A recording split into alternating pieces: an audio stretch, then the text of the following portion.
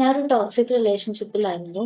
അത് ബ്രേക്കപ്പ് ആയി. പക്ഷെ എന്നിട്ടും എനിക്ക് മൂവ് ഓൺ ചെയ്യാൻ പറ്റുന്നില്ല. സോ അത് ഡീൽ ചെയ്യാൻ എന്താ ചെയ്യണ്ടേ?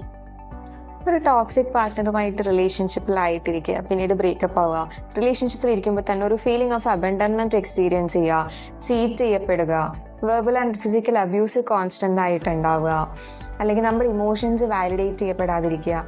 ഇങ്ങനെയൊക്കെ ആവുമ്പോഴാണ് നമുക്ക് റിലേഷൻഷിപ്പ് ട്രോമ എക്സ്പീരിയൻസ് ചെയ്യാനുള്ള സാധ്യതയുണ്ട്. ഇനി ഇത്തരം ഒരു സിറ്റുവേഷനിലൂടെ കടന്നു പോകുന്ന ആളാണ് നിങ്ങളെങ്കിൽ, അല്ലെങ്കിൽ നമുക്ക് അങ്ങനെ കടന്നു പോകേണ്ടി വന്നാൽ എങ്ങനെയാണ് നമ്മൾ ഇതിനെ മാനേജ് ചെയ്യേണ്ടത്, അല്ലെങ്കിൽ എങ്ങനെയാണ് നമ്മൾ ഇതിനെ ഡീൽ ചെയ്യേണ്ടത്?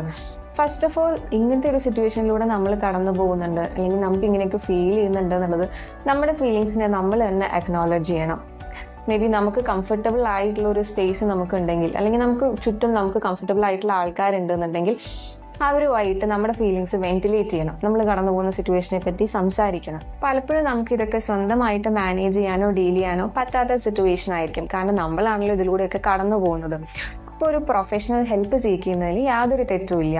ഒരു ട്രെയിൻ തെറപ്പിസ്റ്റിന് ഒരു ബെറ്റർ വേയിൽ നമ്മളെ ഈ ഹീലിംഗ് പ്രോസസ്സിന് ഹെൽപ്പ് ചെയ്യാൻ സാധിക്കും.